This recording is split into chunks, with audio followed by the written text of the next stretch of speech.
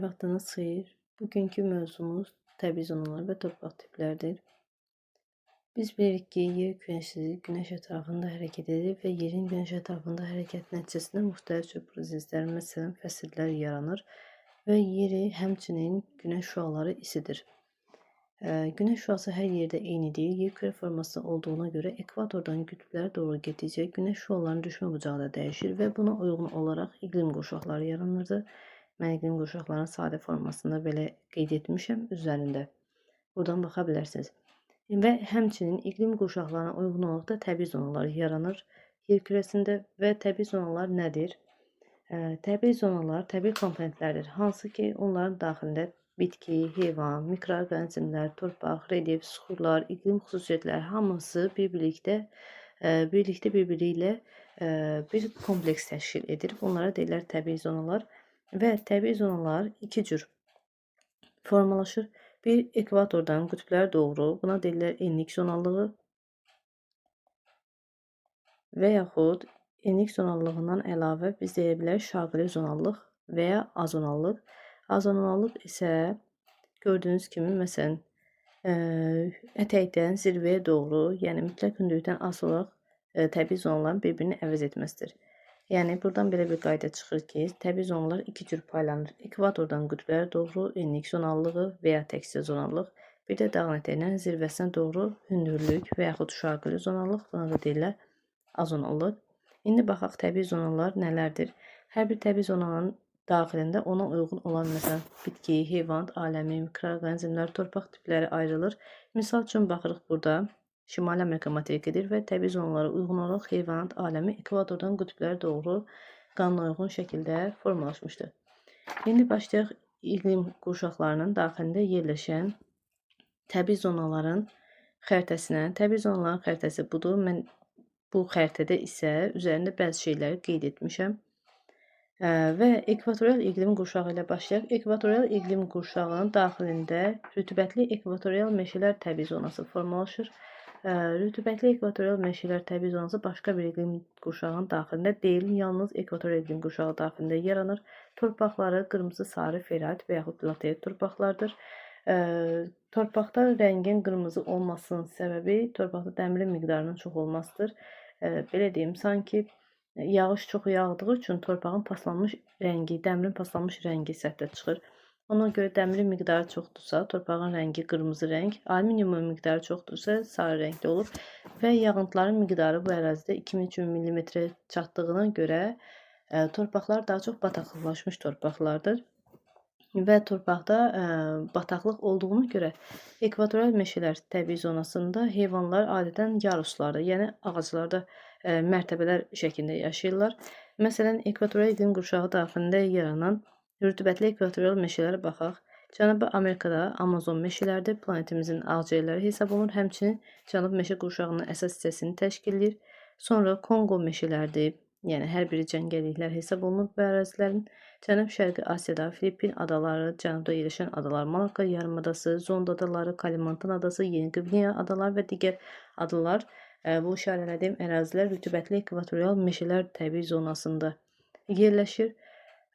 Burada yaruslar necə paylanır? Birinci yarusda hündürlüyü 60 metrə qədər olan nəhəng ağaclardır. İkinci yarusda isə 20-30 metrə qədər olan, üçüncü yarus 20 metrə qədər və dördüncü yarus isə 10 metrə qədər olan ağaclar, kollar, bəzən 2-3 metrə çatan ağac və kol bitkiləri üstünlüyü təşkil edir.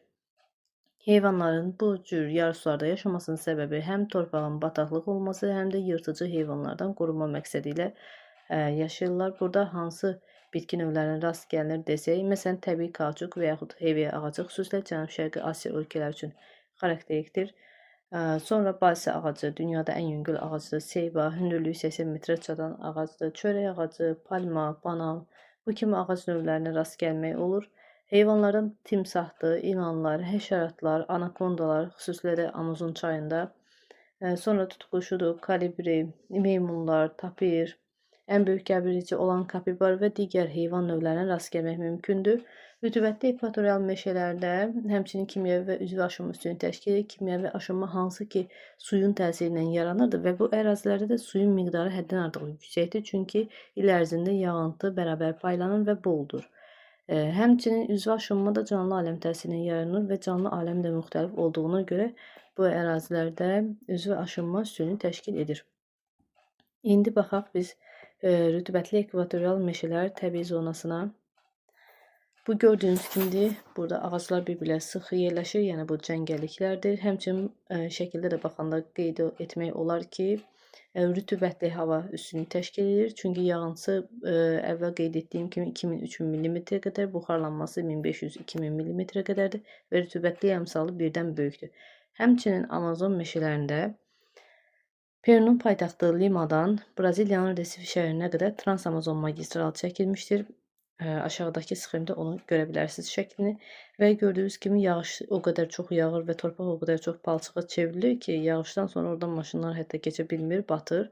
Trans-Amazon magistralının çəkilməsinin məqsədi isə materikin daxili hissələrinin yaxşı öyrənilməsidir. Sonra keçək digər ikinci bir. Gördüyünüz kimi xəritədə tünd yaşıl rənglə verilən ərazilərdə və böyük sahələr təşkil edilir. Subekvatorial və tropik iqlim quşaqları daxilində yaranmışdır. Savanna və seyri meşələrdə xüsusilə iri yırtıcı heyvan növlərinə və bəzi ağac növlərinə rast gəlmək olar. Heyvan növlərinə şir, aslan, bəbir, zürafə, antilop, camış kimi heyvan növləri, xüsusilə də kisəli heyvanlar, ağac növlərinə isə evkalipt, butulka ağacı, sonra palma ağacı, banan ağacı və digər ağac növlərinə rast gəlmək olar. Yayıldığı ərazilərə baxırıq. Şimali Amerikanın cənub hissələrində, bir də Meksika yaylasının qərb hissələrində rast gəlmək olar. Həmçinin onu da qeyd edim ki, Şimali Amerika materikində ekvatorial iqlim qurşağı olmadığına görə rütubətli ekvatorial meşələr təbii zonasında yoxdur.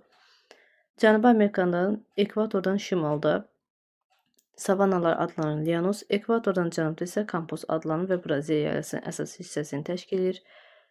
Sonra Afrika materikində Kongo hövzəsinin ətraf əraziləri, xüsusilə də Böyük Səhranın cənub hissələrində üstünlük təşkil edir, böyük bir sahə əhatə edir. Daha sonra burada Somali yarımadası, Mərkəzi Afrikanın ərazilərini bütövlükdə savanna və seyri meşələr təbii zonasının üstünlük təşkil edir. Madagaskar adalasının şimalı, cənubu və qərb hissələrində Hindistan yarımadasının həm mərkəz, həm də cənub hissələri, Cənub-Şərqi Asiya ölkələrində, bir də Avstraliya materikində subekvatorial qurşaq və tropik qurşaq böyük sahə təşkil etdiyinə görə Avstraliya materikinin daxilində də savanna və seyri meşələrə, xüsusilə də burada yaşayan kisəli heyvanlara daha çox rast gəlmək mümkündür. Hündür ot örtüyü və ağaclar yayılmışdır.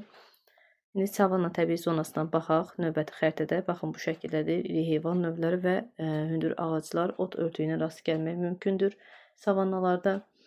Və həmçinin savannalar barədə belə bir şey deyə bilərik ki, subekvatorial iqlim qurşağı daxilində yaranan savanna və seyri meşələr təbii zonasında yay aylarında təbiət canlanır. Çünki yayda subekvatorial iqlim qurşağının daxilində ekvatorial iqlim qurşağı hakim olur. Çünki subekvatorial iqlim qurşağı özdə keçid iqlim qurşağı deyil. Yayda ekvatorial hava kütlələri hakim olan zaman savannalar canlanır, yağıntıların miqdarı bol düşür. Qışda tropik hava hakim olduğu zaman isə yağıntıların miqdarı bir qədər azalır və hava quru isti olur. Torpaq tipi isə savannalarda qırmızı qonur torpaqlardır. Növbəti təbii zonamız dəyişkən rütubətli meşələr, o cümlədən musson meşələrdir. Gördüyünüz kimi musson meşələri böyük sahə təşkil edir, mavi rənglə verilən ərazilərdir. Burada ekvatorial iqlim qurşağının ətraf ərazilərində formalaşmışdır. Həmçinin də təbii zonaların yaranmasında başlıca şərtlərdən biri də ətrafından keçən cərəyanlardır, okean cərəyanları. Əgər isti cərəyan keçirsə ətraf ərazilərdən, orada rütubətli iqlim hakim olacaq, yəni rütubətli meşələr formalaşır, o cümlədən musson meşələri. Soyuq cərəyan keçərsə səhra və yarım səhralar formalaşacaq. Sonra Cənubi Amerikada gördüyünüz bu ərazilər Braziliya yaylasının şərq hissəsinin üstünlüyü təşkil edir, Orinoco ovalığıdır, Braziliya yaylasının şimal hissəsidir. Sonra Meksika körfəzinin ətrafı, Florida yarımadası, Yucatan yarımadası, Mərkəzi Amerika adalarının bir hissəsi. Afrika materikində yenidən baxırıq. Kongo cəngəlliklərinin ətraf ərazilərinin üstünlüyü təşkil edir. Hindistan yarımadasının cənub hissəsidir. Sonra Hindistan yarımadasının şimal-şərq hissəsində, Asiyanın cənub hissələri, Cənub-Şərqi Asiya ölkələrində və həmçinin Çinin ərazisinə, Yaponiya, Cənubi Koreyanın ərazisində də dəyişkən rütubətli meşələr, o cümlədən musson meşələrinə rast gəlmək mümkündür. Burada yaranan musson meşələri subtropik musson və mülayim musson iqlim tiplərinin daxilində yaranmışdır və xüsusilə də həmin bu musson meşələri qırılaraq çəltik əkinləri, çay, tərəvəz və digər qarğıdal tarlalarına çevrilmişdir. Cənub yarımkəsində əlavə olaraq Böyük Suaycı dağların şərq hissəsini misal çəkə bilərik. Həm burada Böyük Suaycı dağların şərq hissəsində isti şərqi Avstraliya cərəyanı keçir. Onun da bir qədər iqlimə yumşaldıcı və yağıntılı təsiri böyükdür. Həmçinin Böyük Suaycı dağlar sakit okeandan gələn hava kütlələrinin qarşısını kəsir və bu səbəbdən də burada dəyişkən rütubətli meşələr, o cümlədən musson meşələri yaranır. Torpaqları isə qırmızı, sarı torpaqlar yayılmışdır. Burada ağac növlərinə bambuk, evkalipt, palma, banan kimi ağac növlərinə, heyvanlardan zürafə, bəbir, kərkədan, meymun və digər heyvan növlərinə rast gəlmək mümkündür. Sonra keçək növbəti təbii zonamız olan səhra və yarım səhralara. Səhralar gördüyünüz kimi bu formadadır. Tamamilə qumluq ərazilərdən əhatə olunmuşdur. Yalnız bir neçə tək ağac, kol, ot bitkilərinə rast gəlmək mümkündür. Səhralarda adətən yovşan, şorun otu, efemer, dəvə tikanı, ot, kol bitkiləri, kaktus kimi bitkilərə rast gəlmək olur. Heyvanlardan isə xüsusilə də zəhərli heyvanlar var. Çünki səhralıq ərazilərdə su çatışmadığına görə heyvanların əksəriyyəti zəhərlidir. Zəhərli iranlar, əqrəb, həşəratlar və həmçinin dəvə sürüləri səhralıq ərazilərində üstünlük təşkil edir. Lakin səhralarda bəzi yerlər var ki, məsələn burada şəkildə gördüyünüz kimi səhralıqdır, qumluq ərazidir, amma ağaclar yayılmışdır. Həmin bu ərazilərdə şirin yeraltı sular yer səthinə çıxdığına görə ətraf ərazilərdə ağaclar bitir. Həmin bu ərazilər də deyirlər vahələr. Və vahə səhralarda şirin yeraltı suların səthə çıxdığı və meşələrin yarandığı, tək-tək ağacların yarandığı ərazilərə deyilir. Burada xurma ağacları və qum ərəbik bitkisi üstünlük təşkil edir. Hansı ki, qum ərəbik bitkisindən saqqız və şirniyyat istehsalında istifadə olunur. Başqa səhra və yarım səhralara məsələn harda rast gəlmək mümkündür? Baxırıq digər xəritədən. Burada gördüyünüz kimi narıncı rənglə verilən ərazilərdə məsələn Patagoniya yaylası Cənubi Amerikada. Burada Atakama səhrası dünyanın ən quraq səhrasıdır. Ətrafından soyuq periyod cərəyanı keçdiyi üçün həmçinin də ərazi çox quraqdır. Kaliforniya yarımadası, sonra Şimali Amerikada Mojave və Sonor səhraları var. Afrikada, burada Afrikanın cənub-qərbində Namib səhrası, ətrafından soyuq periyod cərəyanı keçir. Sonra Böyük səhra, hansı ki Saxara səhrası da deyilir. Ondan şimalda deməli Liviya səhrası, ətrafında Nubiya səhrası, Ərəbistan yarımadası və Ərəbistan yarımadasında yerləşən Avrasiya materikində Rubai Xali, Böyük Nafut, Kiçik Nafut səhraları, Hindistan yarımadasının şimal-qərbində Tar səhrası, sonra Mərkəzi Asiyada Qızılqum səhrası, Qaraqum səhrası, sonra Gobi səhrası, təkləməkan səhraları, Avstraliya materikində isə Böyük Qumlu səhra, Hibson səhrası, Simpson səhrası, Böyük Viktoriya kimi səhralara rast gəlmək mümkündür. Səhralıq ərazilərdə əsas torpaqlar boz qonur torpaqlar, boz şoran torpaqlardır. Şirin yeraltı sular yayılmışdır. Xüsusilə də Böyük səhra dünyada ən böyük şirin yeraltı suların artezian hövzəsindən biridir. Yeraltı suların yayıldığı ərazilərdən biridir və həmçinin bayaq qeyd etdiyimiz kimi səthə çıxarsa vahələr əmələ gəlir. Səhralıq ərazilərdə fiziki aşılma üstünlüyü təşkil edir. Çünki burada yüksək təzyiq və enən hava üstünlüyü təşkil edir və həmçinin yüksək təzyiq qurşaqları olduğuna görə buludluq azdır. Buludluq az olduğu üçün də düz radiasiya üstünlüyü təşkil edir və həmçinin burada fiziki aşınma üstündür. Gündüz hava çox qızır, gecə isə çox soyur və bunun nəticəsində bu ərazilərdə torpaqların fiziki aşınması baş verir. Növbəti təbii zonamız codyarpaq meşə və kolluqlardır. Codyarpaq meşə və kolluqlar yalnız bir iqlim qurşağının bir iqlim tipinin daxilində yayılmışdır. Hansı ki, subtropik qurşağın Aralıq dənizi iqlim tipində. Yayıldığı ərazilərə baxaq. Kaliforniya yarımadasının şimalı, xüsusilə codyarpaq meşə və kolluqlara siz xəritələrdə materiklərin cənub-qərb hissəsinə baxaraq rast gələ bilərsiniz. Şimali Amerika materikində Kaliforniya yarımadasının şimalı, Avrasiya materiki və Afrika materikinin şimal hissəsində, Avrasiya materikinin isə cənub-qərbində Aralıq dənizi sahillərində Piriney yarımadasıdır. Apennin yarımadası, Balkan yarımadası, Kiçik Asiya yarımadası bu ərazilərdə rast gəlmək mümkündür. Və başqa Cənubi Amerika materikinin yenə cənub-qərbində, Atakama səhrasının cənubunda, Afrika materikinin cənub-qərbində, Avstraliya materikinin cənub-qərb ərazilərində codyarpaq meşə və kolluqlar yayılmışdır. Torpaq tipləri qəhvəyi torpaqlardır. Daxilində yaranan ağaclara palıd, fıstıq, vələs ağaclarına misal göstərmək olur. Həmçinin bu ərazilərdə subtropik, rütubətli subtropik meyvəçilik üstünlüyü təşkil edir. Heyvan növlərindən tülküdür, yenot, qonur ayı, dələ, qaban kimi heyvan növlərinə rast gəlmək mümkündür. Digər təbii zonamıza baxaq. Qarışıq və enliyarpaqlı meşələr təbii zonası. Qarışıq və enliyarpaqlı meşələr təbii zonası mülayim iqlim qurşağının daxilində, mülayim dəniz və mülayim kontinental iqlim tiplərinin daxilində yaranmışdır. Şimali Amerika materikinin göllər ətrafı ərazisində, sonra Avrasiya materikinin qərb hissəsində Qərbi Avropa, Pireneya yarımadasının şimalı, Şərqi Avropa düzənliyi və Avstraliya materikinin mərkəzi hissələrinə qədər qarışıq və enliyarpaqlı meşələr təbii zonası var. Cənub yarımkürəsində isə cüzi bir hissədə Odlu Torpaq adasının şimalı və Tasmaniya adasının cənubu, həmçinin Yeni Zelandiyanın cənub adasında yayılmışdır. Enliyarpaqlı meşələrdə yalnız enliyarpaqlı ağaclar üstünlük təşkil edir. Qonur və qəhvəyi meşə torpaqları yayılmışdır.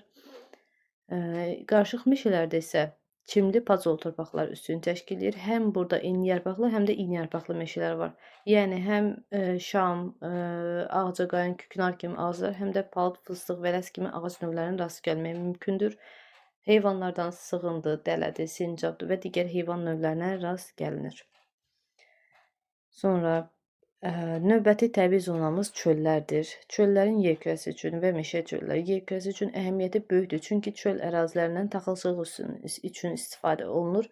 Səbəbi isə çöllərdə humusun miqdarının, yəni torpaqda humusun miqdarının, o çürüntünün miqdarının 8-9%-dən çox olmasıdır və buna görə taxılçılıq əraziləri kimi istifadə olunur çöl təbii zonasından.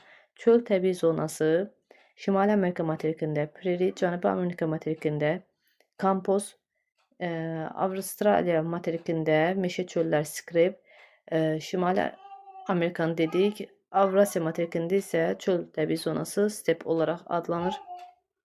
Və həmçinin çöllərdə dedik, taxılçılıq əraziləri üstünlük təşkil edir, taxılçılıq sahələrinə çevrilmişdir. İldə bir neçə dəfə məhsul verməyə imkan verir. Çöllərdə torpaqlar qara torpaqlardır, ən məhsuldar torpaq olan və şaballı torpaqlarda həmçinin rast gəlmək olur. Meşə çöllərdə isə qəhvəyi meşə və qara torpaqlar üstünlük təşkil edir. Ot örtüyü hündürdür.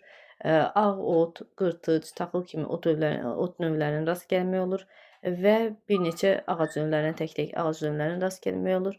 Çöllərdə ot örtüyü hündürdür. Burada həmçinin antilop, dəvə, ilan, kərdənkələ, həşərat və digər növlərə də rast gəlmək mümkündür. Növbəti təbii zonamız tayqa, yəni iyniyarpaqlı meşələr təbii zonasıdır. Tayqa zonası şimal meşə qurşağında yerləşir və şimal meşə qurşağındakı ağacların bərpası üçün 20 ilə qədər vaxt tələb olunur. Həmçinin şimal meşə qurşağındakı bu iyniyarpaqlı ağaclar şimal meşə qurşağının 67%-ni təşkil edir. Tayqa meşələri və tayqa meşələrində torpaqlar patsol torpaqlardır və yaxud küləçalan torpaqlardır. Bataqlıq ərazilər burada üstünlük təşkil edir. Mülayim qurşağın addən kəskin kontinental iqlim tipi daxilində yaranmışdır. Burada şam, küknar, toz ağacı kimi ağac növlərinə və heyvanlardan maral, sığın, dələ kimi heyvan növlərinə rast gəlmək mümkündür. Tayqa təbii zonasına digər şəkillərdə baxaq. Gördüyünüz kimi yalnız iyniyarpaqlı ağaclar üstünlük təşkil edir və qütbə yaxın olan ərazilərdə yerləşdiyinə görə həmçinin qar örtüyü də burada üstündür. Torpaqlarda humusun miqdarı zəifdir. Əkinçilik üçün demək olar ki, yaramır. Həm iqlim şəraiti əlverişsizdir, həm də torpaqlarda rütubət kifayət qədər yüksək olduğuna görə əkinçilik üçün tayqa zonasından istifadə olunmur. Növbəti təbii zonamız tundra və meşə tundradır. Subarktik iqlim qurşağı daxilində yaranır. Torpaqları tundra qleyli, tundra, çimli bataqlıq torpaqlardır və istifadəyə tamamilə yararsızdır. Torpaq bitki örtüyü burada zəif inkişaf eləyir. Rütubətin miqdarı həddindən artıq yüksəkdir. Mamır, şibiyə, toz ağacı kimi ot örtüyü ilə rast gəlmək olur və tək-tək kolluqlar yayılmışdır. Heyvan növlərindən müşk öküzü, tundra tülküsü, tundra canavarı kimi heyvan növlərinə rast gəlmək mümkündür. Hansı ərazilərdə yayılıb baxaq. Burada Kanada Arktik arxipelaqının bir hissəsi, Labrador yarımadası, Hudson körfəzi, Qrenlandiya adasının az bir hissəsi, İslandiya adası, Avropa və Asiyanın şimal ərazilərində, materikin şimalında tundra və meşə tundra təbii zonası yayılmışdır. Növbəti təbii zona isə Arktik səhra, buz səhralardır. Arktika və Antarktika ərazilərində yayılmışdır. Arktikada